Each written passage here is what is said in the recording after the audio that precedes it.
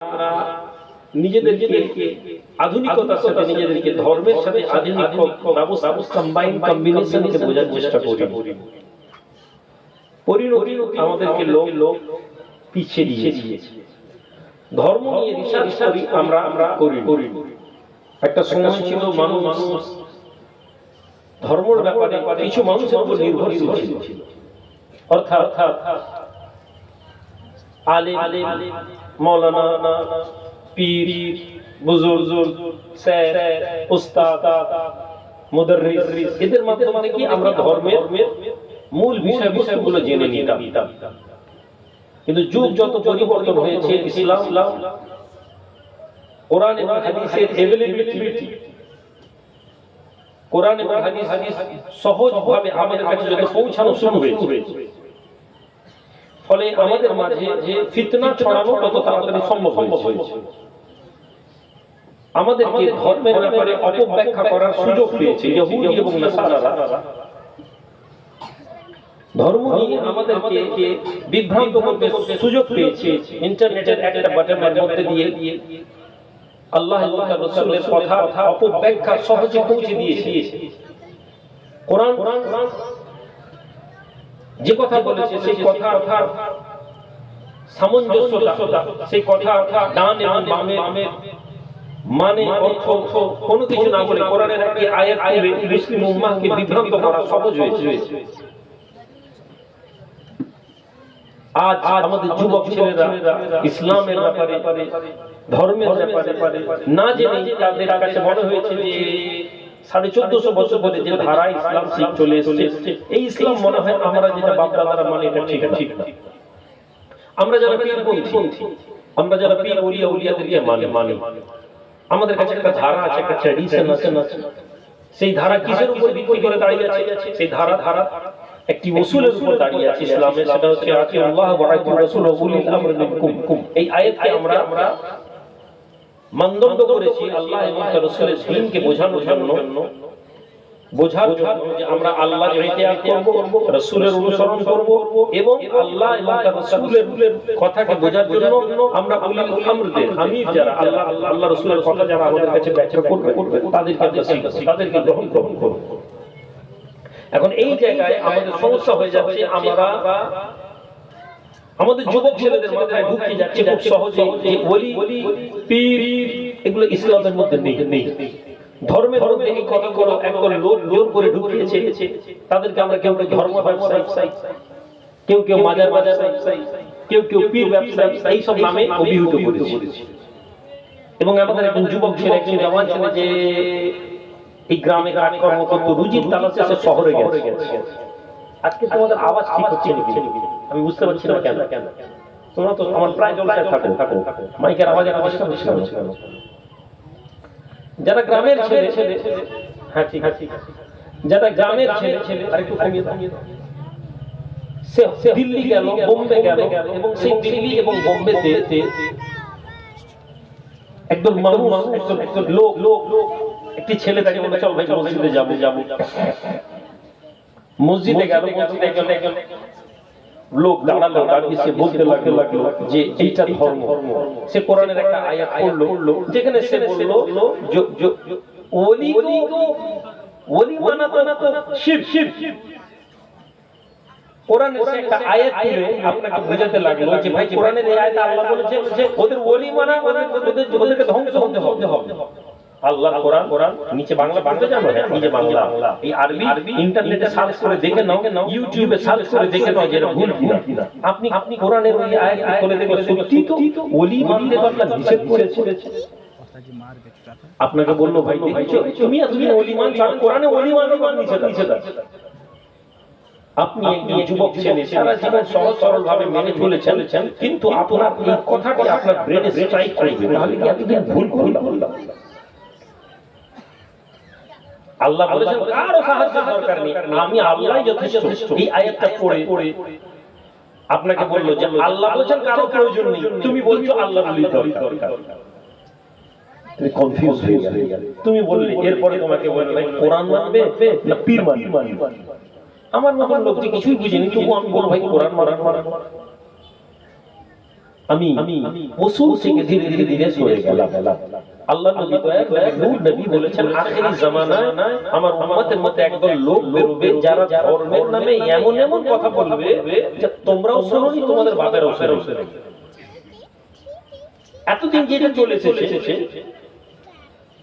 ইমামে আযম ইমাম আবু হানিফা যদি ধরে নি, ওইখান থেকে আজকের জামানায় এসে একদল লোক বলছে ইমাম আবু হানিফা ভুল বলেছে।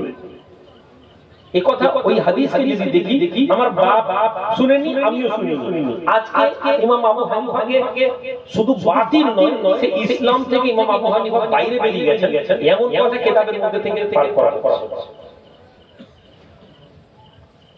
সম্মানিত ভাইয়েরা, আমরা জলসা মজলিসে জলসায় আসি এবং এই জলসার মজলিস 1 ঘন্টা 2 ঘন্টা 4 ঘন্টার জলসার মজলিস করি এবং এই 4 ঘন্টা তো আমরা কি করি, আমরা ওয়াজ শুনি, জলসা শুনি, নাচ শুনি, সুবহানাল্লাহ ঘটে। এখানে যারা আমরা পীর বলছি বলে নিজেদেরকে দাবি করি, ধর্ম আপনি কিভাবে শিখেছেন? আপনি দেখবেন আপনি ধর্ম শেখার কোনো ব্যবস্থা করেন। আমাদের যারা ধর্ম আমাদেরকে বোঝায় বলে দায়িত্ব নেয়, আমাদের আলেম ওলামারা ধর্ম শেখার কোনো মাধ্যম করেন। জলসার মজলিসকে কিসসা এবং কাহিনীর মজলিস বানিয়ে দিয়েছি, গজলের মজলিস বানিয়ে দিয়েছি। গজল পড়লাম, সবাই চিৎকার দিয়ে সুবহানাল্লাহ বললাম। যে যত ভিড় করতে ওয়াজ করতে পারবে ওই বক্তার আজকের দিনে দাম বেশি। কিন্তু অন্তরে প্রশ্ন করুন, আপনি ধর্ম কি জেনেছেন? আপনি ধর্ম জানেন? মসজিদে আপনি বসেন, জুমার দিন ইমাম সাহেব খুতবায় আলোচনা করে, ওই খুতবাতে আপনি কোনোদিন বসেননি। মসজিদে জামাত 12:30টায়, আপনি 12:28 গিয়ে সবচেয়ে পিছনের কাতারে দাঁড়ান। 2 রাকাত নামাজ হলো, ইমাম সাহেব খুতবা শেষ করে দাঁড়িয়ে 2 রাকাত নামাজ পড়ে সবার আগে আপনি মসজিদ থেকে বেরিয়ে গেলেন। এটা আপনার জীবন। বছরে 4টা জলসা করেন, বাজেটের বক্তা আনেন, আমার 1.5 টাকার বরিশাল গিয়ে কালেকশন করেন এবং কি করলেন? চিৎকার দিয়ে সুবহানাল্লাহ বলে তাবারুক খেয়ে চলে গেলেন। অথচ এই জলসার মজলিসটা কেন করা হয়েছিল? এই জলসার মজলিস করার পেছনে উদ্দেশ্য ছিল আমরা মাদ্রাসায় পড়ি, আমরা কোরআন সরাসরি পড়তে জানি না, আমরা হাদিস জানি না, আমরা আলেম ওলামাদেরকে নিয়ে এই মজলিসগুলো থেকে ধর্ম জানার চেষ্টা করি। কোরআন এবং হাদিসের আলোকে আমাদের জীবন চর্চার ব্যাপারে আমাদেরকে শেখানো হয়েছিল। এইজন্য আগের জলসায় আলেমদেরকে দাওয়াত দেওয়া হতো। একটা বড় বিভৎস মতন একটা মুসিবত আমাদের উপরে আসছে। আপনি 10টা জলসার বক্তাদের লিস্ট বার করেন, আপনি দেখবেন এই লিস্টের মধ্যে বক্তাদের ক্যাটাগরি কি।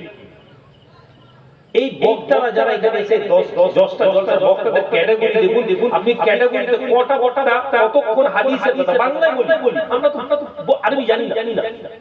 ডাক্তার জাকির নায়েক আরবিতে কখনো হাদিস শোনায়, সে তার ভাষাতে হাদিস শোনায়, সে ইংরেজিতে হাদিস শোনায়, তার হাজার না লক্ষ ফলোয়ার।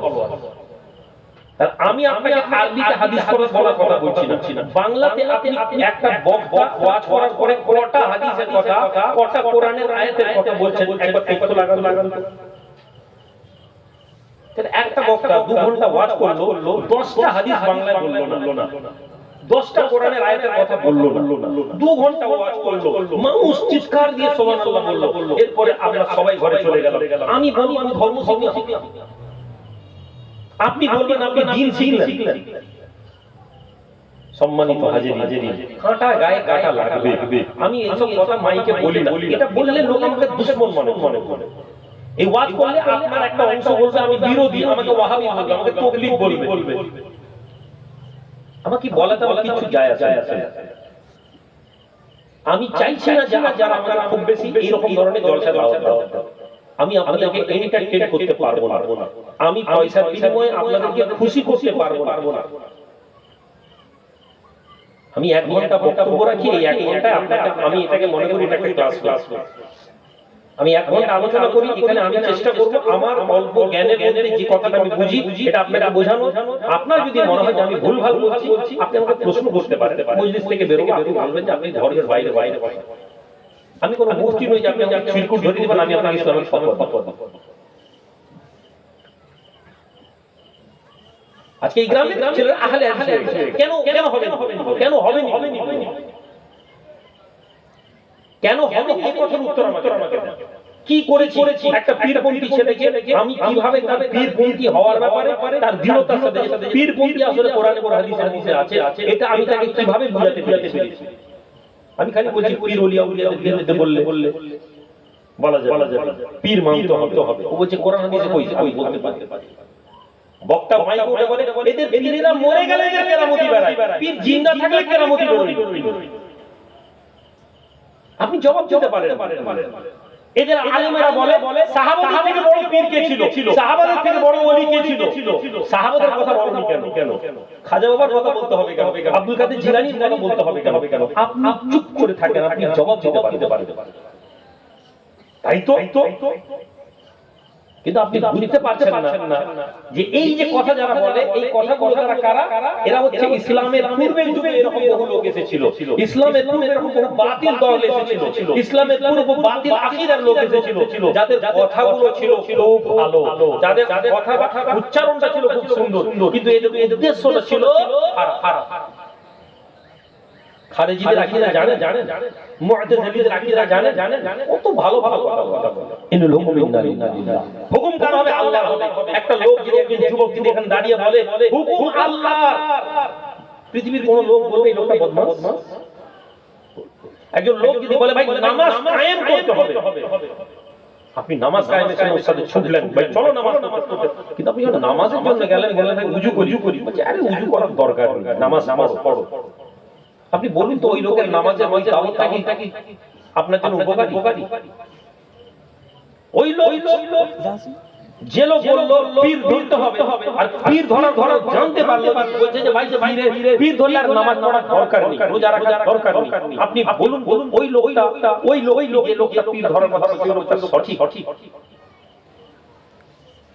তাহলে আমরা যারা এখানে এসে বসেছি ধর্মের একটা নিজস্ব রুট আছে, এই রুটের মধ্যে সবকিছু আছে।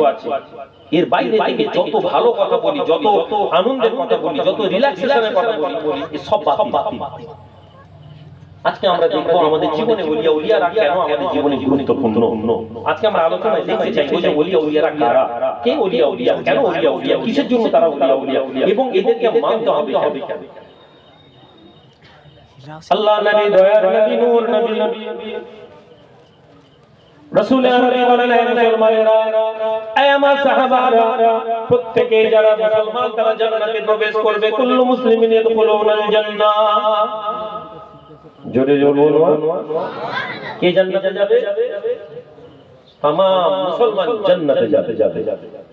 সাহাবারা, নবীজি আপনাকে আমাকে সবচেয়ে পজিটিভ ভাইব ইসলামের মধ্যে, অন্য ধর্মের থেকে ইসলামের একটা বৈশিষ্ট্য হচ্ছে ইসলাম নেগেটিভিটিকে কম দিয়েছে, পজিটিভিটিকে বাড়িয়েছে।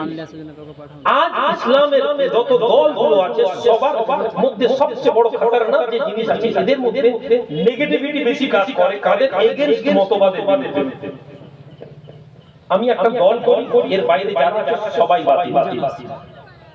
আমি একটা দরবারে যাই, আমার দরবারের বাইরে সবাই বাতিল। আমি একটা সিলসিলা করি, আমার সিলসিলার বাইরে যারা সবাই জাহান্নামী। আমি একটা ভাবনা ভাবি, আমার ভাবনার বাইরে যে ভাবছে সে জাহান্নামী। এই ভাবনা ইসলামের মধ্যে নেই। ইসলামের মধ্যে সৌন্দর্যটা কি? আল্লাহ নবী বলেছেন আল্লাহ পাক তার রহমতের সব বিধানকে তৈরি করে কিতাবের মধ্যে আকারে তৈরি করলেন, এর উপরে লিখে দিলেন যে আমার রহমত আমার গজবের থেকে উপরে, অর্থাৎ আমার রহমতটা আমার দয়ার বেশি, আমার রাগ আমার দয়াকে কখনো ক্রোধকে কখনো আটকাতে পারবে না, বরং আমার দয়া আমার ক্রোধকে ঢেকে দিবে। সুবহানাল্লাহ। লা তাকনাতু মিন রাহমাতিল্লাহ। হে আল্লাহর বান্দা, যুবকেরা, জওয়ানেরা, আমরা ওলিল আমর বলতে কারা? আমরা আল্লাহর নেক বান্দাদের অনুসারী। আমরা কারা? আমরা ওই ব্যক্তি যারা আল্লাহ এবং তার রাসূলের আদর্শের উপরে চলার চেষ্টা করি। আমরা ওই ব্যক্তি যারা রাসূলুল্লাহর ওই হাদিসটাকে মনে করি, একটি হাদিস যে হাদিসের মাধ্যম থেকে আমাদের অন্তরে আশা জেগে যায়।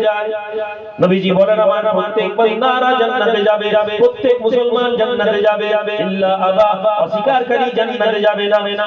ইয়া রাসূলুল্লাহ মানিলেন আবা। হে রাসূল, আমরা প্রশ্ন করলাম, সাহাবা প্রশ্ন করলেন ইয়া রাসূলুল্লাহ অবাধ্যকারীকে, অস্বীকারকারীকে? ক্বালা মান আতানি ফাদখালাল জান্নাহ ওয়া মান আসানি ফাকাদ আবা। এই লোকেরা নবী বলছেন যে প্রত্যেক মুসলমান জান্নাতে যাবে, অস্বীকারকারী জান্নাতে যাবে না। আমরা প্রশ্ন করলাম ইয়া রাসূলুল্লাহ অস্বীকারকারী কে? নবীজি বললেন মান আতানি ফাদাখালাল জান্নাহ, তোমরা যারা আমার অনুসরণ করবে জান্নাতে যাবে, এবং আমাকে যারা অস্বীকার করবে, আমাকে অবাধ্য যে হবে ওই ব্যক্তি অস্বীকারী। এখন অস্বীকারের ব্যাখ্যা কি? একজন লোক আল্লাহর হুকুম মদ খাওয়া যাবে না, আল্লাহর হুকুম কি মদ খাওয়া যাবে না। একজন লোক মদ খেয়ে ফেলেছিল, ওকে বলল এই মদ হারাম তুই জানিস? বলছে হ্যাঁ বাবা জানি। তুই মদ খেয়েছিস? তওবা করবি তো? হ্যাঁ বাবা। একজন যুবক ছেলে হাইয়া আলাস সালাহ, নামাজে ফরজ কথা বলছে, ফরজ ইবাদত বলছে, নফল ইবাদত অনেক পরে, ফরজের ব্যাপারে আকীদার ব্যাপারে বলছি। অবাধ্যকারী কে? অস্বীকারকারী কে? একজন ব্যক্তি নামাজে হচ্ছে নামাজ পড়বি না, চুপ করে আছে। আরে নামাজ পরে ও অস্বীকারকারী না, ও অস্বীকারকারী না, কি ও গুনাহ করছে, অপরাধ করছে। অস্বীকারকারী কে? একজন ছেলে বলছে আরে রাখতো তোর নামাজ। একজন লোক আল্লাহ নবী বলেছেন আল্লাহ কোরআনে বলেছেন মিথ্যা বলো না। একজন লোক বলছে আরে ছাড় তো, সবাই মিথ্যা বলছে, মিথ্যা বলে কিছু নেই। একজন লোক বলল মিসওয়াক করতে হবে। আপনি বললেন কেন? ভাই এটা নবীর সুন্নাত। আরে ভাই ছাড় তো নবীর সুন্নাত। আরে সেই জামানায় কোলগেট ছিল নি, মাজন ছিল নি, ব্রাশ ছিল নি, ওই যুগে মিসওয়াকের ব্যাপার ছিল। এখন কোলগেট এসে গেছে, মাজন এসে গেছে, সব এসে গেছে, এখন আর মিসওয়াক লাগবে না, মিসওয়াক করার দরকার নেই। একে অস্বীকার। এই নবীর কথাকে অস্বীকার করেছে। আল্লাহ সফরের হুদুদ সফরের রাস্তাকে তয় করে দিয়েছেন 71 কোন একটা পয়েন্টে গিয়ে আপনি মুসাফির হয়ে যাবেন। এখন একজন বলল আরে ভাই ওই জামানায় ট্রেন ছিল নি, রেল ছিল নি, বুলেট ট্রেন ছিল নি, গাড়ি ছিল নি, তখনকার জন্য এখন 100 কিলোমিটার করে মুসাফির হয় নাকি? ওকে অস্বীকার। সাহাবারা জিহাদে গেছেন। হযরত আব্বাস রাদিয়াল্লাহু তাআলা আনহুকে গিয়ে জিজ্ঞেস করা হচ্ছে যে হুজুর আমরা এখানে তো মুসাফিরের নিয়ত নিয়ে বেরিয়েছিলাম, এখন অনেক দিন রয়ে গেছে, ওই এলাকায় সেটেলড হয়ে গেছে, অলমোস্ট সেটেলড, পুরো সেটেলড। তো আমরা এখন কি করব? এখানে কি আমরা মুকিম হয়ে নামাজ পড়ব? তিনি বললেন যে তোমরা যেহেতু সফরের নিয়তে বেরিয়েছো, তোমরা যতদিন ওখানে থাকবে ততদিন মুসাফিরের নামাজ পড়বে। এটার নাম হচ্ছে মান আতাআনি, তোমরা যারা আমার অনুসরণ করবে ফাদাখালাল জান্নাতে যাবে। আমার ব্রেন খাটানোর কোনো স্পেস নেই, আপনার ব্রেন খাটানোর কোনো স্পেস নেই। আপনাকে উসুল দিয়ে দেওয়া হয়েছে, এই উসুলের মধ্যে আপনাকে বুঝার ক্ষমতা দেওয়া হয়েছে। হ্যাঁ আপনি নিজেকে মুজতাহিদ ভাবতে পারেন, কোরআন হাদিসের ব্যাখ্যা ভাবতে পারেন, কিন্তু ওর লাইফ শুধু আপনার। আমি রুহুল আমিন কোনো একটা বিষয় ভাবতে পারি, আমি রিসার্চ করতে আমার মনে, কিন্তু আমি এটাকে ধর্মের শেষ কথা এটা বলতে পারি।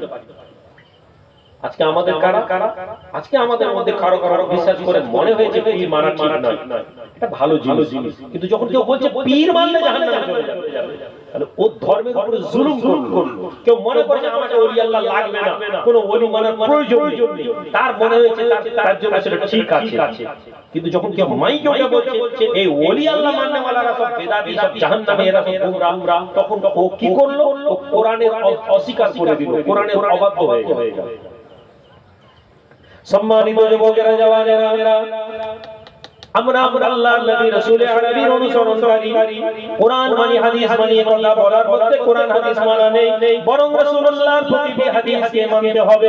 আল্লাহর নবী দয়ার নবী নূর নবী বলেন তোমরা যারা মান আতানি ফাকাদ আতাল্লাহ, তোমরা যারা আমি রাসূলুল্লাহর অনুসরণ করলে ওরা আসলে আল্লাহর অনুসরণ করলে।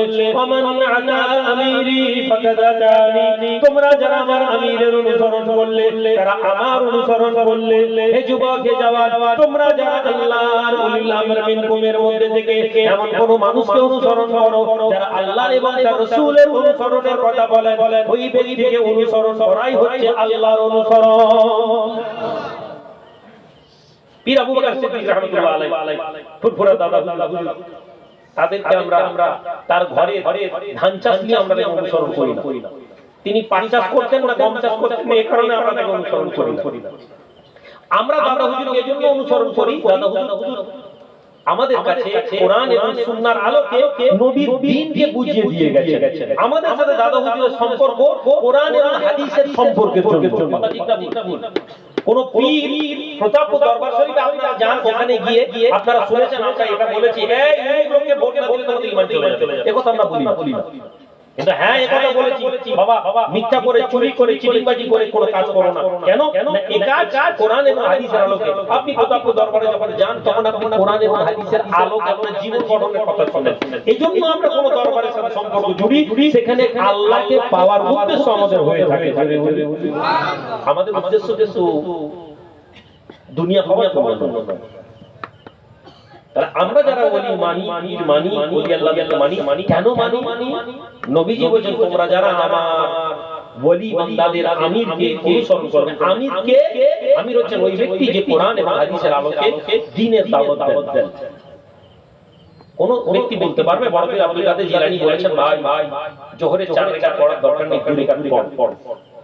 কোন ব্যক্তি বলতে পারবে খাজা মঈনুদ্দিন চিশতি আজমেরি বলেছেন মাগরিবের নামাজ না পড়লেও চলবে, এই কথা বলেছে। তাদের ব্যক্তি জীবনে কোনো কথা বিরোধীমূলক আছে, থাকতেই পারে। তাদের ব্যক্তি জীবনে কোনো ওজিফার মধ্যে কোনো শব্দ আছে যেটা বিরোধমূলক আছে, থাকতে পারে। সাহাবাদের বিরুদ্ধে কি এরকম কোনো অভিযোগ পাওয়া যায় না? সাহাবাদের মধ্যে অভিযোগ পাওয়া যায়। হযরত ওমর খালিদ ইবনে ওয়ালিদের বিরুদ্ধে জিনার অভিযোগ এনেছেন হাদিসের মধ্যে। খালিদ ইবনে ওয়ালিদের বিরুদ্ধে ওমর ইবনে খাত্তাব হত্যাকারীর অভিযোগ এনেছেন হাদিসের মধ্যে এসেছে। এবং এই অভিযোগ অনেক খানি ইতিহাসের আলোকে হাদিসের তারিখ ইসলামের আলোকে সত্য ছিল। কিন্তু আবু বকর সিদ্দিক ওখানে কি বললেন? ওমর তোমার ভুল হচ্ছে, খালিদ ইজতিহাদ করতে ভুল করেছে, মার্ডার করেছে। একজন মুসলমানকে কতল করেছেন, বলেন ইজতিহাদ করতে গিয়ে খালিদের ভুল হয়েছে। আপনি সাহাবাদের জীবন পড়ে দেখুন সাহাবী আরেকজনকে বলেন ওই লোককে গাল দিস কেন? গাল দে কিসে তোকে গাল দেওয়া আটকালো? আপনি বলেন সাহাবাদেরকে গাল দেওয়া নিষেধ। আপনি বলেন সাহাবাদেরকে গাল দেওয়া নিষেধ, আর সাহাবারা একজন আরেকজনকে বলেন ওই লোককে গাল দিস কেন? নবী বলেন মুসলমানের রক্ত ক্ষয় করা, মুসলমানের রক্তকে বিনা কারণে কোনো মুসলমানকে হত্যা করলে সে জাহান্নামে যাবে। এখানে দুইটা দলের সাহাবী, আল্লাহর নবী সাহাবী আলী ইবনে আবি তালিব, আল্লাহর নবীর স্ত্রী আয়েশা সিদ্দিকা রাদিয়াল্লাহু তাআলা, দুজনে মোকাবেলা দাঁড়িয়েছেন। মুসলমানরা মরেছে, মুসলমানের কতল হয়েছে। আপনি কি বলবেন? তাহলে আঙ্গুল তুলতে গেলে বুঝে রাখুন আঙ্গুলের দিকে সবার দিকে আঙ্গুল যেতে পারে, কিন্তু আমরা কখনো আঙ্গুল তোলায় বিশ্বাসী নয়। তরিকাতের লোকেরা আদবে বিশ্বাসী। নবীজি বলেছেন আদবদারের ব্যাপারে আমাদেরকে শেখানো হয়েছে যে আমরা যারা আদব করি, ইন্নাল্লাযীনা ইয়াগুদ্দুনা আসওয়াতাহুম ইনদা রাসূলিল্লাহ, আর যারা নবীর সামনে বিনম্র হয়ে থাকে, যাদের কণ্ঠস্বর বিনম্র থাকে, তাদের অন্তরে আল্লাহ তাদের কলবে কি করেছেন না তাকওয়ার পরিপূর্ণতা দিয়েছেন। তাদের ভুল বসরিয়াতের মধ্যে আল্লাহর কাছে যাবে। মঈনুদ্দিন চিশতি আজমেরি কোনো এক ওজিফাকে কেউ তুলে নিয়ে বড় বীর আব্দুল কাদের জিলানী কিতাবে এখন গ্যারান্টি আছে ওটা উনি বলেছেন নাও বলতে পারে, ওনার নামে কেউ চালিয়ে দিতে পারে। আমরা কোরআন হাদিসের আলোকে কি শিখবো আজকে? আমরা কোরআন এবং হাদিসের আলোকে তিনটা জিনিস শিখবো।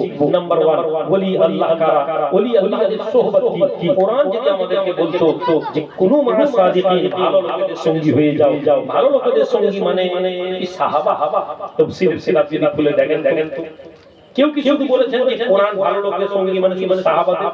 আমরা তো ভালো লোকেদের সঙ্গী মানে সাহাবা বুঝতে পারি না। আজকে আমাকে একজন বলছে যে কেন সাহাবাদের আলোচনা করে পীরের আলোচনা করছে। একজন বলছে পীর ওলিয়া মানতে হচ্ছে কেন, সাহাবাদের কথা বলেন কেন? আচ্ছা বলেন দেখি ভাই দুনিয়ার জমিনে সবচেয়ে সম্মানিত ব্যক্তি কারা? বলেন নবীরা। আল্লাহর নবীদের বিপদে কোন মানুষের সম্মান আছে? এখন আমি যদি ঘুরিয়ে বলি সবচেয়ে রাসূলুল্লাহ বলেন সবচেয়ে সম্মানিত ব্যক্তি নবী, নবীদের উপরে কারো মর্যাদা নেই। এই সবচেয়ে নবীদের মধ্যে আল্লাহ যত নবী দুনিয়াতে পাঠিয়েছেন 1,40,000 2,40,000 যত মতামতে যা আছেন নবী রাসূল আছেন, এই রাসূলদের মোকাবেলা কি तमाम পৃথিবীর মানুষকে যদি একদিকে করে দেওয়া যায়, সবচেয়ে আদনা একটা নবী, আদনা নবী বলার উদ্দেশ্য বেয়াদবি নয়, আদনা নবী বলার উদ্দেশ্য যে এমন রাসূল যাদের নাম আমরা জানি না, এমন নবী যাদের কাছে কোনো কিতাব আসেনি। রাসূলুল্লাহ এমন নবী কবি করেছেন কিয়ামতের দিনে যিনি একটা লোককে নিয়ে দাঁড়াবেন, একটা লোককে দাওয়াত দিয়েছেন, একটা লোক ঈমান এনেছে, পুরো কওমের লোকের মধ্যে দুজন লোককে নিয়ে কিয়ামতের মাঠে ঘোরাফেরা করছে। এমন একজন নবী একদিকে দাঁড়িয়ে গেলেন, আর অপর দিকে আল্লাহ নবী সব সাহাবারা দাঁড়িয়েছিলেন। সম্মানে কার বেশি হবে? বলুন নবী রাসূল সুবহানাল্লাহ বলবা। এখন আপনি যে তর্ক দিয়ে বুঝাতে চাইছেন, যুবক তুমি ইউটিউবে দেখে বলছো কথা তো ঠিক, খাজা বাবার কথা কেন আলোচনা করতে হবে, বড় পীরের কথা আলোচনা করতে হবে কেন? আবু বকর সিদ্দিকের থেকে বড় ওলি আল্লাহ কেউ নেই, ওমরের থেকে বড় ওলি আল্লাহ কেউ নেই নাকি? মিয়া ওমর ওলি নন, আবু বকর ওলি নন, এরা দুনিয়ার আমরা যারা ওলি বলছি এদের থেকে আল্লাহ এদের সম্মান আরো বেশি করেছেন। এরা ওলি আল্লাহ এবং এরা খাস আল্লাহর ওলি। জোরে বলুন সুবহানাল্লাহ। এই ওলির সাথে এদের তুলনা হবে না। কেমন? 1 কিলো চাঁদি, 1 কিলো রূপা আর 1 কিলো সোনা মূল্য সমান হতে পারে? দুনিয়ার সব ওলি আল্লাহ, বড় পীর আব্দুল কাদের জিলানী, খাজা মুঈনুদ্দিন চিশতি, দুনিয়ার যত ওলি আছেন এক গাড়ি পাল্লায়, আর নবীজির সবচেয়ে স্বাভাবিক একজন সাহাবী যার নাম আমরা জানিনি, যার নাম হয়তো হাদিসের কিতাবে আসেনি, ওই সাহাবী যদি একদিকে দাঁড়িয়ে যান, পৃথিবীর সব ওলি আল্লাহরা হালকা হবে, রাসূলের এই সাহাবী ভারী হয়ে যাবে। তুমি ইসলামকে না বোঝার কারণে তুমি এই কথা বলছো, ধর্মকে না বোঝার কারণে তুমি আবু বকর সিদ্দিকের তুলনায় বড় পীর আব্দুল কাদের জিলানীকে মোকাবেলায় আনছো। এ তো সোনার সাথে রূপার তুলনা যেমন হয় না, তেমনি ওলি আল্লাহদের সাথে সাহাবাদের তুলনা কি করে করো? পৃথিবীর কোন সাহাবী কোন ওলি আল্লাহর মোকাবেলায় কোন ওলি আল্লাহ দাঁড়াতে পারেন না।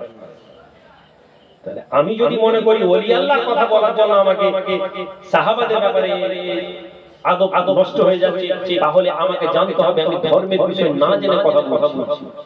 আর আজকের দিনে শর্টকাটের কথার মূল্য বেশি। আপনি দেখবেন যত হাবিজাবি কথা বলবেন ইউটিউবে বেশি ভাইরাল, যত উল্টোপাল্টা কথা বলবেন দেখবেন ভাইরাল। তার মানে সমাজের লোকের মানসিকতা এটা প্রমাণ করে। ডক্টর মনমোহন সিংকে কটা লোক চিনে, কিন্তু আপনি দেখুন তার মোকাবেলাতে আমাদের প্রধানমন্ত্রী নরেন্দ্র মোদী দেখুন লাখ লাখ ভিউ আছে। কিন্তু আপনি জিজ্ঞেস করুন তো ভাই, প্রধানমন্ত্রী মোদীর মোকাবেলায় কি ডক্টর মনমোহন সিং এর যোগ্যতা?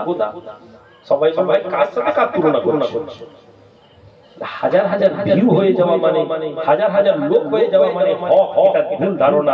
হাজার লোক যদি হকের দলিল হতো তাহলে পৃথিবীতে খ্রিস্টানরা সবচেয়ে বেশি আছে, তাহলে ওরা হক হয়ে যেত। হকের দলিল ওইভাবে কোনদিন প্রমাণ করা যায়। সম্মানিত যুবকেরা, জওয়ানেরা,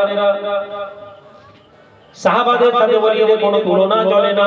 আল্লাহর নবী, দয়ার নবী, নূর নবী, ওলি আল্লাহদের ব্যাপারে আমাদেরকে যদি বলে দিয়ে না যেতে, আল্লাহর নেক বান্দাদের ব্যাপারে যদি আমাদের জানিয়ে দেওয়া না হতো, আলী উলিল আমর মিনকুমের ব্যাপারে যদি আয়াত আমাদের মধ্যে আসতো, এমন ব্যক্তি যাদের ব্যাপারে রাসূলুল্লাহ এই কথা জানিয়ে দিয়েছেন, এই আমার সাহাবারা, আল্লাহর জমিনে এমন কিছু মানুষ থাকবে, এমন কিছু ব্যক্তি থাকবে যারা যদি আল্লাহর নামে কসম করে নেয়, যারা যদি আল্লাহর নামে শপথ করে কোনো কথা বলে, আল্লাহ তাদের কথাকে অবশ্যই কবুল করবেন। আল্লাহর একজন বান্দা আছে যারা যদি আল্লাহর নামে শপথ করে কিছু বলে দেয়, আল্লাহ তাদের কথাকে অবশ্যই কবুল করবেন। এখন এই ব্যক্তিরা কারা? এই ব্যক্তিদের মর্যাদা কি? এই ব্যক্তিদের ব্যাপারে আমি কোন ব্যক্তির ব্যাপারে বলা হয়েছে যে আল্লাহ যুদ্ধ ঘোষণা করেন? যদি শুধুমাত্র সাহাবাই কেবলমাত্র আমাদের কাছে মানদণ্ড হতেন, তাহলে নবী ওয়ারাসাতুল আম্বিয়া কেন বলে গেলেন? নবীর পরে একজন মানুষ আসবেন যারা আমাদেরকে ধর্ম শেখাবেন। নবী কেন বলে গেলেন জামানাতে আল্লাহ একজন মুজাদ্দিদ পাঠাবেন, ধর্মের ব্যাপারে সংস্কারক পাঠাবেন? এটা কেন এলো আমাদের কাছে? কোরআন এবং হাদিস যদি আমাদের কাছে এসে যায় তারপরে আবার সংস্কারকের দরকার। তাহলে একদল মানুষ আমাদের জীবনে একজন মানুষকে লাগবে যিনি ধর্মটা আমাকে বোঝাবেন, যিনি ধর্মের ব্যাপারে আমাকে শেখাবেন।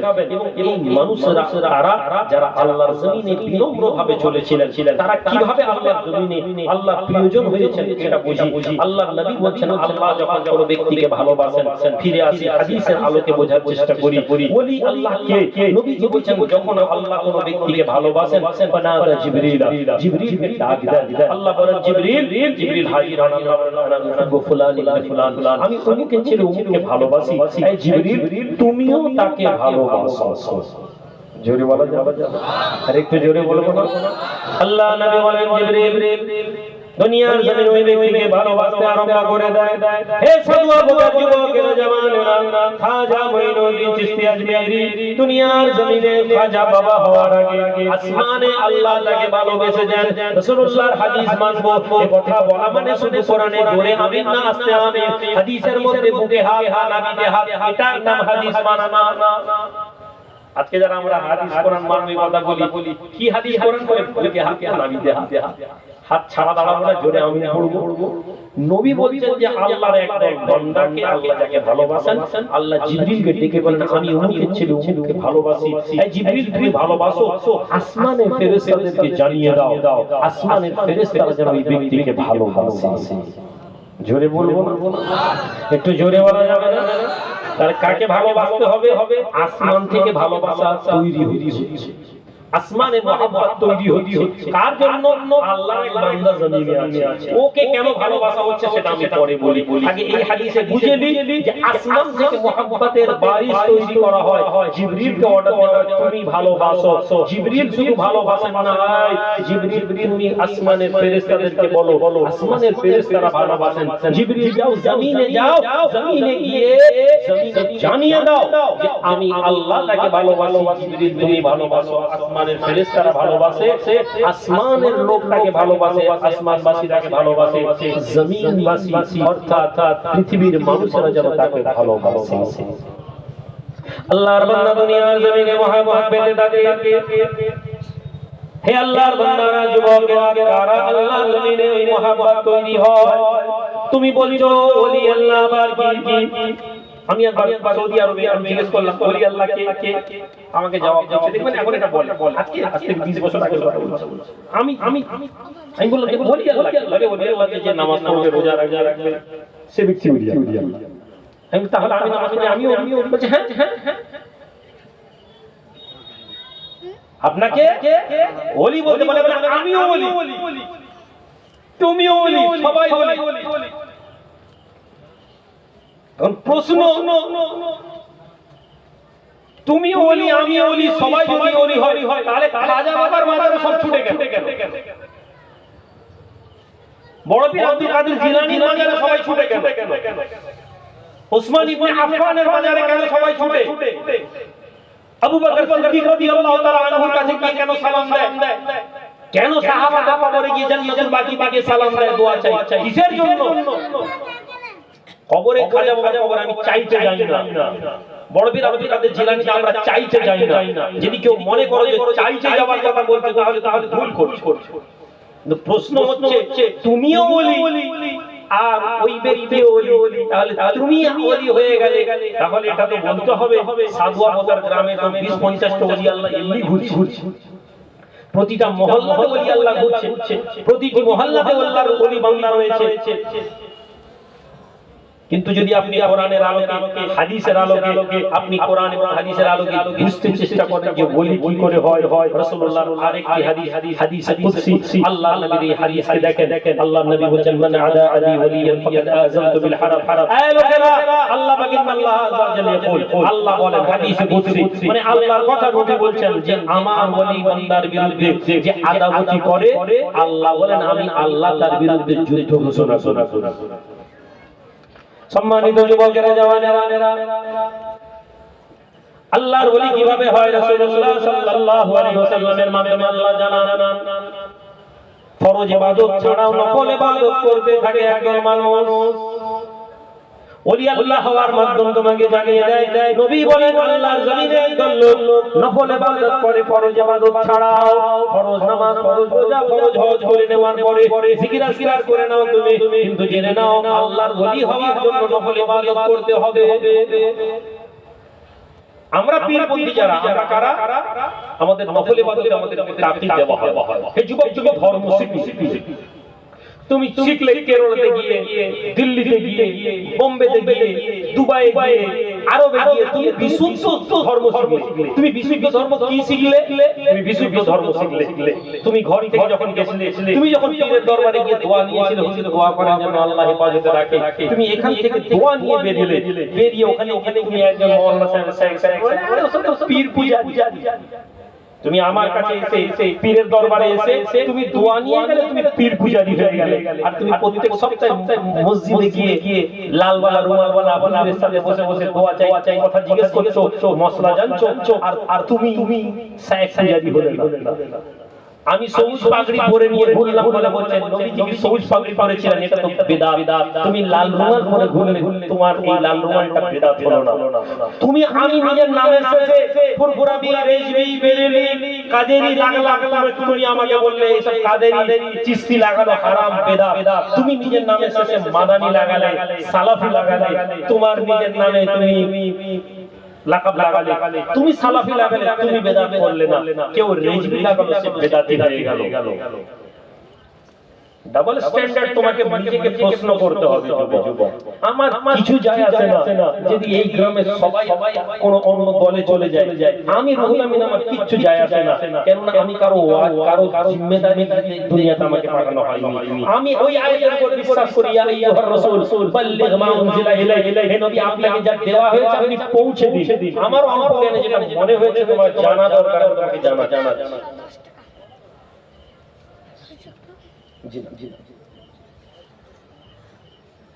তুমি ধর্ম আগে জানতে না, পীরের সোহবতে ছিলে, তুমি নাকি ধর্ম জানতে না, বেদাত করতে। তুমি এশার নামাজ কত পড়লে? 17 রাকাত। কি জি কত রাকাত নামাজ? 17 রাকাত। আমি বিশুদ্ধ আকীদায় নামাজ শিখলাম। আমি এখন বুকে হাত দিয়ে নামাজ পড়ি, মাশাআল্লাহ। বুকে হাত দিয়ে নামাজে রাখার পরে আহলে হাদিসের বড় আলেম বলছে বুকে হাত দেওয়ার কোনো হাদিস সহিহ না। আমি বলি তোমার আলেম বলছে নবীর হাত দিয়ে নামাজ পড়েছিলাম বলে আমার নামাজ হয়নি। তোমার আলেম যারা বড় বড় হাদিস পড়ে, আমরা এত জাহেল লোক, আমরা তো পীর ওলিয়াদের কথা শুনে মনে করি বাবু এটার নিচে নাচে এখানে হাত ধরে রাখবে। আমরা দলিল খুঁজিনি, আমরা ইতিহাদ করেছিলাম, আমরা অনুসরণ করেছিলাম। আমরা ইমাম আবু হানিফাকে বলেছেন, আমি এটা শুনেছি, আমি কিতাব পড়িনি, আমার কিতাবের আমার আলেমরা কথা বলছে। তোমার যদি মনে হয় বুকের নিচে হাত না, আমাদের যারা আলেম আছে তাদের সাথে কথা বলো। তুমি তো নাকি সহিহ হাদিস পড়ে বুকে হাত ধরা শিখলে, তো মাশাআল্লাহ সহি আকীদায় নামাজ শিখবে। কত রাকাত নামাজ? তুমি বলছেন নফল পড়া দরকার আছে, বলছেন নফল নামাজ পড়া দরকার নেই। এই প্রথম 17 রাকাত নামাজকে কমিয়ে 13 রাকাত করে নিবে। আরো সহি আকীদায় নামাজ পড়লে, আরো সহি আকীদায় নামাজ পড়তে গিয়ে তুমি সহি আকীদা শিখলে, তোমার আকীদা আরো তুমি বিশুদ্ধ করলে, তুমি পীরদের সমালোচনা করলে, পীরদের ব্যাপারে উল্টো পাল্টা বললে, পীরেরা ধান্দাবাজ, চিটিংবাজ, ধর্ম ব্যবসায়ী, আরো বিশুদ্ধ আকীদা শিখলে তোমার মনে হলো হুজুর শেখ সাহেব সুন্নাত যদি না পড়ি কি হবে? বলছেন না, কোনো অসুবিধা নেই, পড়া দরকার, তবে না পড়লে কোনো অসুবিধা নেই। তুমি বিশুদ্ধ আকীদা শিখে তুমি কি করলে? 4 রাকাত ফরজ আর 3 রাকাত বেতর পড়লে। এরপরে হঠাৎ তোমাকে একজন বলল, আরে বেতর মানে তো বিজোড় মানে তো 1 রাকাত বিজোড়। তুমি এখন আর শুদ্ধ আকীদা শিখেছো, তুমি গাল দিতে পীরজাদা না হারামজাদা শব্দ ব্যবহার করো, তোমাকে কোনো অসুবিধা লাগে না। তুমি বলো নবী সুন্নতের আকীদা, রাসূলুল্লাহ বলেছেন যে মুসলমান গাল দেয় সে ফাসিক। একটা মুসলমানকে গাল দিবে না, ফিসকের একটা আলামত, ফাসিকের লক্ষণ হচ্ছে গাল দেওয়া। সে পীরজাদা দিক, পীর সাহেব দিক, শেখ সাহেব দিক, আলেম সাহেব দিক, যেই দিবে সে ফাসিক। রাসূলুল্লাহ বলেছেন। তুমি জলসা উঠে বলছো ও তো পীরজাদা না, ওরা হারামজাদা। তুমি গালি দিচ্ছ, তুমি ওয়াজ করতে এমন করে দিব আগামী 10 বছরের মাথায় ও হুজুরের বউয়েরা রাস্তা ধারে তালপাতা নিয়ে টাকা করবে। কোনদিন কোন হুজুরের বউকে দেখেছো কিনা আমি জানি না, কিন্তু তুমি বললে, তুমি বলতে পারতে হুজুরকে আমি ঘরে ঢুকে এই ধর্ম ব্যবসা বন্ধ করে দেবো, জনগণকে আমরা কোরআন হাদিসে নিয়ে আসবো, মাশাআল্লাহ। তুমি কথা বলতে গিয়ে তুমি হুজুরের বউকে গাল দিলে, হুজুরের মাকে গাল দিলে, তোমার মনে হলো যে এই কথাটার মধ্যে ইসলাম আমাকে নবীজির আদর্শ এটা না। আমি তো খারাপ, আমি তো বেদাত, আমি তো ধর্ম জানি না, আমি তো কোরআন জানি না, আমি তো হাদিস জানি না, আমার ভুল হওয়াটা স্বাভাবিক। তুমি তো শুদ্ধ বলে দাবি করছো, তাহলে তুমি কি করে গাল দাও আল্লাহর বান্দা? তুমি কোনোদিন এটা কোনোদিন তুলনা করে দেখেছো? তুমি বলছো ওরা গাল দেয়, ওরা তো ভুল বলেই তো তুমি ঠিক, তোমার অনুসারী তো লোক হচ্ছে এই জন্য তুমি দাবি করছো তুমি ঠিক, তোমার অনুসারীরা ফেসবুকে এসে কি করে গাল দেয়, তুমি কি করে মাইকে বক্তব্য রাখতে রাখতে গাল দাও? কথা বুঝে আসছে না? কষ্ট হচ্ছে আপনাদের? হে আল্লাহর বান্দা, যুবক জওয়ান, শুদ্ধ আকীদা শিখতে তুমি ফরজ নামাজকে 4 রাকাত করলে, বেদাত নামাজকে 1 রাকাত করলে, তুমি দোয়া কুনুত পড়া বন্ধ করে দিলে, তুমি বললে সুন্দর আকীদা করেছি। আর আমি তোমাদেরকে জানিয়ে দিই আল্লাহর ওলি কি করে হয়। এই গ্রামের মধ্যে একজন মুরব্বি মানুষ, এই গ্রামের মধ্যে একজন ভ্যান চালানো লোক, এই গ্রামের একজন মুরিদ যে কোনোদিন কোনো মাদ্রাসায় যায়নি, যে কোনোদিন কোনো মক্তবে পড়েনি, ওই ব্যক্তি কোনো পীরের হাতে হাত দিয়েছিল, ওই ব্যক্তি কোনো ওলির হাতে হাত দিয়েছিল, ওই ব্যক্তি পীরের হাতে গিয়ে তওবা করেছিল আর বলেছিল হুজুর জীবনে আর কোনোদিন গুনাহ করব না। ওই ব্যক্তি মদ খেত, ওই ব্যক্তি মদ খাওয়া ছেড়েছিল, হুজুর বলেছিল বাবা বিড়ি খাবে না, ওই ব্যক্তি বিড়ি খায় না। তুমি চা দোকানে বসে হঠাৎ আজান হয়ে যায়, তুমি ছুটতে ছুটতে চলে যাও, তুমি শিখে এসেছো গেঞ্জি স্যান্ডো গেঞ্জি পরে নামাজ নামে কোনো অসুবিধা নেই, তুমি কোয়ার্টার বারমুন্ডা পরে নামাজে দাঁড়িয়ে যাও, কোনো অসুবিধা নেই, নামাজ পড়তে হবে, কোন নামাজের কোনো ব্যাপার নেই। আর তুমি এই গ্রামের ব্যক্তি, গ্রামের যুবকটি যে কিছুই জানতো না, হুজুরের কাছে গিয়ে মাথায় দিয়ে এসেছে, হুজুর বলছে এই বাবা মাঠে খাটিস, খবরদার ওই গেঞ্জি ফেঞ্জি পরে নামাজ পড়তে যাবি না, গায়ে একটা পাঞ্জাবি বেরিয়ে যাবি। লক্ষ্য করে দেখুন ওই বুড়ো লোকটা যে বেশি ধর্ম শিখেনি আপনার মতো, কিন্তু ওই লোকটা নামাজের জন্য একটা জুব্বা পাঞ্জাবি দিয়ে রেখেছে। ভাই নেই এই কথা বলুন, ঠিক বলছি না ভুল? তুমি বিশুদ্ধ আকীদায় তুমি সারাদিন কাজ করেছো, তুমি বলছো আল্লাহর দরবারে আল্লাহর কোনো বাধা নেই, না কোনো বাধা নেই। তো আমি বলছি যে তা'বুদাল্লাহ কাআন্নাকা তারাহু ফাইন লাম তাকুন তারাহু ফাইন্নাহু ইয়ারাক। নামাজকে তুমি মিরাজুল মুমিনিন বলছো, অনেকে বলেন ঠিক হাদিস নয়, আমি ওদেরকে যাচ্ছি না, কিন্তু নামাজ তো আল্লাহর সাথে কথাবার্তা। এই হাদিস এসেছে যে বান্দা যখন বলে আলহামদুলিল্লাহি রাব্বিল আলামিন, আল্লাহর সাথে বান্দার কথা শুরু হয়ে যায়, জোরে বলবো না? তুমি আল্লাহর সাথে কথা বলছো, হে আল্লাহর বান্দা তোমার মাথায় টুপি নেই, তুমি একটা গেঞ্জি পরে আছো, একটা শর্ট জামা পরেছো, একটা ছোট 3 কোয়ার্টার হাফ প্যান্ট পরেছো, তুমি বলছো কোনো অসুবিধা নেই।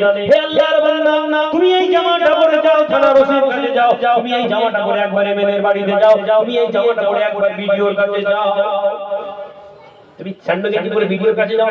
তো ভাই দুনিয়ার একটা লোক ভিডিও হয়েছে তো কি হয়েছে, এমএলএ হয়েছে, ঘোড়ার কি হয়েছে, তুমি ওর কাছে যাওয়ার জন্য একটা রিচ করা আয়রন দেওয়া সুন্দর জামা পরে যাচ্ছ, আমি যাচ্ছি থানায় ওসির কাছে যাচ্ছি, আর তোমার রবের সামনে দাঁড়াচ্ছ, যেখানে তোমার রব বলছেন যে তুই বান্দা আমার সাথে কথা বলে, বান্দা আল্লাহর সাথে কথা বলে, আল্লাহ বান্দার সাথে কথা বলে। হ্যাঁ বান্দা তুমি প্রশংসা করেছো, বান্দা তোমার নবী বলছেন আনতা'বুদাল্লাহ কাআন্নাকা তারাহু, যখন তুমি নামাজ পড়ার জন্য তুমি আল্লাহকে দেখতে পাচ্ছ, ফাইন লাম তাকুন কি আল্লাহকে দেখতে না পাও ফাইন্নাহু ইয়ারাক, মনে করো আল্লাহ তোমাকে দেখছেন। হ্যাঁ তোমার রব তোমাকে দেখছেন, মাথায় টুপি নেই, তোমার রব দেখছেন তোমার একটা হাত কাটা গেঞ্জি, তোমার রব দেখছেন যে একটা 3 কোয়ার্টার হাফ প্যান্ট পরে আছো, আর তুমি বলছো যে আমার কোনো অসুবিধা নেই। আর তোমার পাশে ঘরে একটা লোক যে পীরের দরবারে গিয়েছিল, ও আনতা'বুদাল্লাহ কাআন্নাকা তারাহু হাদিস জানে না, ও জানে না যে নামাজ মেরাজে আল্লাহর নবীর সাথে বান্দার কথা, ও জানে না যে নামাজের মধ্যে সূরা ফাতিহা কোন জায়গায় টান আছে, ও কষ্ট করে কোরআন পড়ে। তোমার মাওলানা বলে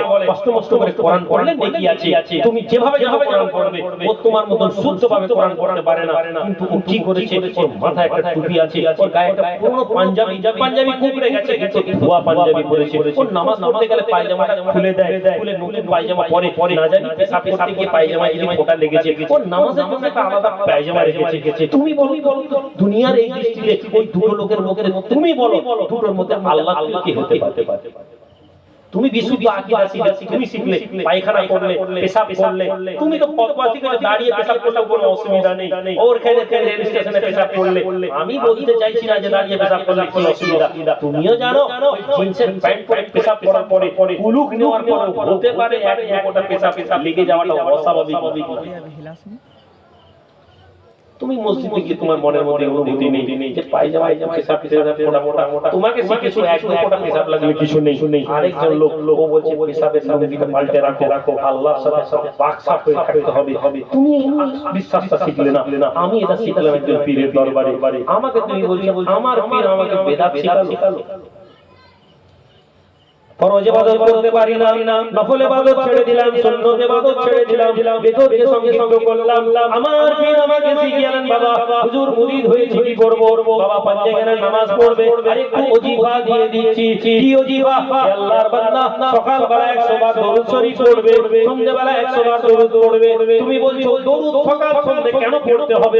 এটা তো রাসূলুল্লাহ শিখিয়ে দিয়ে যান। তুমি আমাকে একটা আমলের কথা বলো, তুমি আমাকে এটা শেখাও। নবীজির কাছে একজন এলো, ইয়া রাসূলুল্লাহ আমি আমার ইবাদতের 3 ভাগের 1 ভাগ দরুদ পড়ি, বাকি অন্য ইবাদত করি, নফল ইবাদত। নবীজি বলেন এটা ভালো, তুমি এটা একটু বাড়িয়ে দাও। নবীজি বললেন তুমি একটু বাড়িয়ে দাও। ইয়া রাসূলুল্লাহ নফল ইবাদত 2 ভাগ দরুদ পড়ি আর 1 ভাগ অন্য ইবাদত। নবীজি বললেন ভালো, এটাকে বাড়িয়ে দাও। সাহাবী এসে বললেন ইয়া রাসূলুল্লাহ সমস্ত নফল ইবাদতের পুরোটাই দরুদ শরীফ পড়ি। জোরে বলুন। আমি সকাল আর সন্ধ্যাবেলা করতে বলছি বলে তুমি বলছো কোথায় আছে হাদিস? ইয়া আইয়ুহাল্লাযীনা আমানু যকুরুল্লাহা যিকরান কাসীরা। হে বিশ্ববাসীরা, তোমাদের কাছে একটা কিতাব দেওয়া হয়েছে, তোমাদের কাছে কোরআনুল কারীম এসেছে। ওই কোরআনুল কারীম, যে কোরআনুল কারীমের মধ্যে কোনো সন্দেহ নেই, ওই কোরআনুল কারীম যে কিতাবকে আল্লাহ হিদায়াত বলেছেন, ওই কিতাবকে যাকে আল্লাহ নূর বলেছেন, ওই কিতাব যে কিতাব যারা ধরবে ওরা কখনো গোমরাহ হয়ে যাবে না। ওই কিতাবের মধ্যে, ওই কোরআনের মধ্যে আল্লাহ বলেছেন হে ঈমানদারেরা তোমরা আল্লাহর জিকির বেশি করে করো। বেশি জিকির করতে বলা হয়েছে। আমি যদি সকালবেলা জিকির করি, বিকেলবেলা জিকির করি, রাতের বেলা জিকির করি, তাহাজ্জুদে জিকির করি, তাহলে কি আমি কোরআনের বাইরে আমল করলাম? কোথায় মানা আছে আমাকে বলো। এই বলছেন নবীজি এরকম করে ইবাদত করেননি। তুমি তো মিথ্যাবাদী। ফাইজা ফারাগ ফানসা ওয়াইলা রাব্বিকা ফারগাব। আল্লাহ কোরআনে কথা নবীকে বলছেন আপনি যখন সুযোগ পান, হে নবী আপনি যখন অবসর পান, আপনি আপনার রবের দিকে আপনি নিজেকে করুন, আপনি রবের দিকে ফিরে যান। সময় পেলেই তুমি নফল ইবাদত করবে, সময় পেলেই জিকির করবে। নবীজি বলছেন নফল জিকির এমন করে করো যেন লোক তোমাকে পাগল বলে।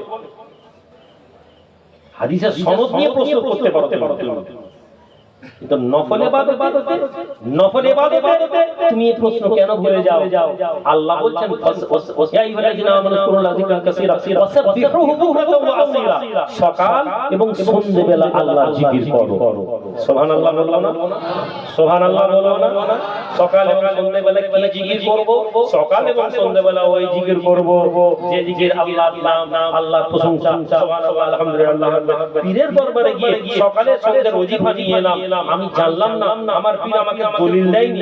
এই কোরআনে দলিল আছে, আমার পীর বলছে সকালবেলা বাবা এই সুবহানাল্লাহ আলহামদুলিল্লাহ 100 বার করে পড়বে, এই সুবহানাল্লাহ তাসবিহ পড়বে, এই লা ইলাহা ইল্লাল্লাহ জিকির করবে, এই দরুদ শরীফ পড়বে। আমার পীর আমাকে বলেছিলেন, আমি দলিল খুঁজিনি। আমাকে এসে বলছে আরে ভাই এরকম করে কি নবী বলেছেন নাকি? হাদিসে এরকম আছে নাকি? তুমি কোনোদিন জানতে পারলে না, এই যুবক তাহকিক করলে না বটে, কিন্তু তুমি জানো তুমি কোরআনের আমল করছো। আল্লাহ সকাল সন্ধ্যাবেলা তোমাকে আল্লাহ জিকির করতে বলেছেন, তুমি জিকির করছো। সুতরাং ওই ব্যক্তির সাথে তুমি কখনো এক হতে পারো না। ওই ব্যক্তি কখনো আল্লাহর জিকির যার অন্তরে নেই, আল্লাহ তাসবিহ যার জিহ্বাতে নেই, সুবহানাল্লাহ আলহামদুলিল্লাহ আল্লাহু আকবার সে পড়ে নিল যখন মন চায়। নবীজি বলছেন একটি ছোট্ট আমল, ফজরের বেলা 100 বার সুবহানাল্লাহ, ফজরের নামাজের পরে 100 বার আলহামদুলিল্লাহ, ফজরের নামাজের পরে 100 বার আল্লাহু আকবার পড়ে নিলাম। এটা ছোট আমল, কিন্তু প্রতিদিন করি। হুজুররা বলেন বাবা ওজিফা ছাড়বে না। হুজুর বলেন বাবা ওজিফা ছাড়বে না। হুজুর বলেন বাবা ওজিফা ছাড়বে না, ওজিফা ছাড়লে অসুবিধা। তুমি বলছো আরে ধর্ম এরকম করে বলছে ওজিফা ছাড়বে না, ওজিফা ছাড়লে কি হয়েছে? ওই জীবন ছাড়বে না কথা বলেছো, তুমি হাদিস দিয়ে দলিল করছো। আল্লাহর নবী বলছেন আমল ছোট, আমল ছোট, কিন্তু ওটা মুনকাতা নয়, কাটা আমল নয়। আজকে একবার করলাম, কালকে ছেড়ে দিলাম, আজকে করলাম, ছেড়ে দিলাম, আজ সারা রাত ধরে তাহাজ্জুদের নামাজ পড়লাম, সারা রাত ধরে কি বলে ইবাদত করলাম, আর কালকে পড়লাম না। এই আমল আল্লাহর কাছে পছন্দ নয়। আমল ছোট কিন্তু সেটা মুসলসল হয়, এটা আল্লাহর কাছে পছন্দের আমল। জোরে বলবে আমার পীর আমাকে ফজরের পরে যে আমল দিচ্ছেন, আমার পীর আমাকে মাগরিবের পরে জিকির দিচ্ছেন, এটা রাসূলুল্লাহর ওই হাদিসের সাথে যুক্ত যে হাদিসটা আমাকে বলা হয়েছে যে কাটা কাটা আমল পছন্দ নয়, ছোট 10 মিনিট বাবা জিকির করবি, 5 মিনিট বাবা জিকির করবি, এই কথা তিনি আমাকে শিখালেন। তুমি এই হাদিস পড়োনি অথবা শুনলেও তুমি এই হাদিসের সাথে আমার পীরের কথা মিলাতে পারো না। বুজুর্গানে দ্বীনের কোনো কথা যারা আল্লাহ এবং তার রাসূলের রাস্তায় নিজেদেরকে সমর্পিত করেছেন, তারা জেনে নিন তাদের প্রতিটি কথা কোথাও না কোথাও কোরআন হাদিসের সাথে যুক্ত আছে। সম্মানিত হাজির, দোয়া করে দিই নাকি শরীরটা খুব খারাপ, অসুস্থ, কালেকশন করব, আমার শরীর একদম ভালো নেই। পরশুদিন থেকে আমার প্রোগ্রাম হুজুর কেবলা চলে যান, কাল সারা দিন দিনের বেলায় টুকটাক কিছু কাজ থাকে, তারপরে রাতে জলসা, রাতের বেলা ফ্লাইট, সকালে দরবারে এসেছি, সকালে ঘুমিয়ে আলহামদুলিল্লাহ, কিন্তু আমার কাল থেকে অসুস্থতা লাগতো। জলসা করতে পারেন না, জলসা করা দরকার। কালেকশন এভাবে করবেন, এত লাইট, এত মাইক, এত প্যান্ডেল খেতে চলেছে। মসজিদে আমাকে দাওয়াত দিবেন, পয়সা লাগবে না, পরীক্ষা করে দেখে যে ভাইজান আমরা গরিব মানুষ, আমরা মসজিদে এসে বায়ান করে 6 মাস আগে ডেট নিয়ে নেবেন, ওই বায়ান করে নিয়ে দেখে যাবেন। পরিবর্তন হওয়ার খবর যদি মেহনত সহযোগিতা করবেন। প্রফেশনাল জলসা করছেন, কালেকশন করছেন, লাভ দিচ্ছেন, ব্যবসা করছেন, দেখুন ব্যবসা করতে হবে। দুরূদ শরীফ আল্লাহুম্মা সাল্লি আলা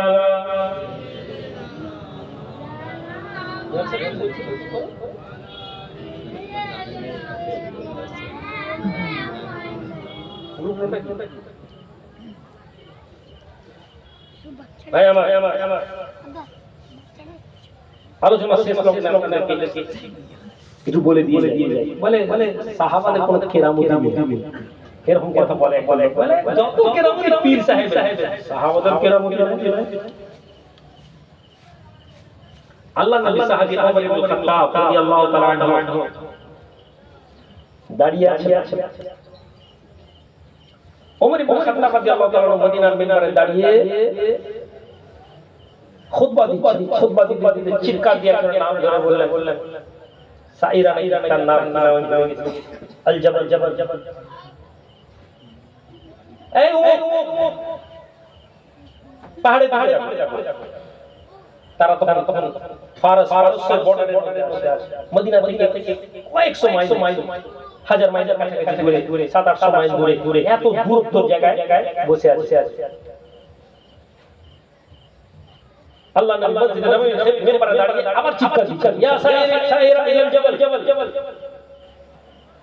এই পাহাড়ের দিকে দেখো। আবার চিৎকার দিচ্ছেন, মসজিদে নববীর লোকেরা অবাক। অত দূরে মুসলমানরা হঠাৎ শুনতে পাচ্ছে ওমর ইবনে খাত্তাবের গলার আওয়াজ, যে ওমর বলছেন পাহাড়ের দিকে দেখো। তারা বলছে এখানে ওমরের গলার কি? সঙ্গে তারা গেছে, তারা পিছন দিকে গিয়ে তারা দেখছে যে দুশমনেরা বসে আছে। মুসলমান নামাজের জন্য দাঁড়ালে মুসলমানরা আক্রমণ করবে, তাদেরকে বেঁধে ওদেরকে নিয়ে আসা হচ্ছে। মদিনায় এসে ওই সাহাবীদের সাথে ওই মুজাহিদদের সাথে মুসলমানদের কথা বলছে, জানো তো ওমর এরকম করে নামাজের সময় এরকম করে চিৎকার দিচ্ছেন খুতবা থেকে। ওরা বলছে, যে সময় বলছে তারা বলছে আমরা অমুক জায়গায় ওমরের গলার আওয়াজ পাচ্ছিলাম। জোরে বলে আল্লাহর বান্দাদের মধ্যে একদল মানুষ আছে, আল্লাহ নবী বলেন আল্লাহর বান্দাদের মধ্যে একদল মানুষ আছে যারা মানুষের অন্তরের চোখ থেকে তারা আল্লাহর নূরে দিয়ে তারা মানুষকে দেখতে পান। তারা নূরের চোখ দিয়ে তারা মানুষের বিষয় আল্লাহ তাআলা খবর দেন। তাদেরকে বলা হয়েছে ইত্তাকুল্লাহ রাসূলুল মুমিনিন, মুমিনদেরকে ভয় করো। একদল আল্লাহর নেক বান্দা যারা আল্লাহর নূর দিয়ে তারা মানুষকে দেখতে পান। ওসমান ইবনে আফফানের কোনদিন সুযোগ দিবেন, আমি বই আনিয়েছি সাহাবাদের ব্যাপারে যত তাদের অলৌকিক কেরামতি কিছু বর্ণনা আছে, ইতিহাসের কিতাব থেকে সংগৃহীত করা হয়েছে। আল্লাহ ভালো করুক, মুসলমানদের একটা দল হয়তো এই পীর ওলিয়া উলিয়াদের বিরুদ্ধে কথা বলেছে, কিন্তু এত রিসার্চ বেড়ে গেছে আপনার ধারণা নেই। সাহাবী উসমান ইবনে আফফান রাদিয়াল্লাহু তাআলা আনহু একজন লোককে দেখে বললেন, এই তোমার চোখের গুনাহ হচ্ছে। যেই বলল, ওই লোকটা উসমান ইবনে আফফানের দিকে দেখে বলল, উসমান নবী হক বলেছেন, নবী সত্য বলেছেন। আল্লাহর একদল বান্দা যারা আল্লাহর জমিনে আল্লাহর নূরের চোখ দিয়ে নূরের আল্লাহর নূর দিয়ে তারা বান্দা দেখো, অবশ্যই আল্লাহ আমার চোখ দিয়ে করে গুনাহ হচ্ছে বলে লোকটা হাঁটতে হাঁটতে চলে গেল। উসমান ইবনে আফফান হযরত আবু বকর সিদ্দিক রাদিয়াল্লাহু তাআলা আনহু, তুমি জানো না তিনি বলেছিলেন যে মুমিন মুসলমানেরা আল্লাহ পারস্য আল্লাহ কি বলে কিসরা বিজয় সুসংবাদ দিবেন। এই কথা তুমি জানো না। এরকম যদি কেরামতের সাহাবাদের অলৌকিক হযরত আলী মুর্তজা তো কারামতের অসংখ্য বর্ণনা আছে। হযরত আলী বলে আবু মুসা আশআরী রাদিয়াল্লাহু তাআলা আনহু বর্ণনা এসেছে এমন কথা একজন সাহাবী ব্যাপারে এসেছে যার নাম ভুলে গেছি, এখন আমি প্রায় নাম ভুলে যাই। আমার মেন্টাল স্ট্রেস এত বেশি চলছে এখন হুজুর কাছে চলে যাওয়ার পরে, এইজন্য আমি মাঝে মাঝে বলি যে ভাই আমাকে দাওয়াত করবেন না। কেন? ইন্টারনেটে দু একটা কথা ভুল বেরোবে, আর এই বেরিয়ে গেলে কি হবে আরে কিছু জানেন না। আমি এটা পরোয়া করি না।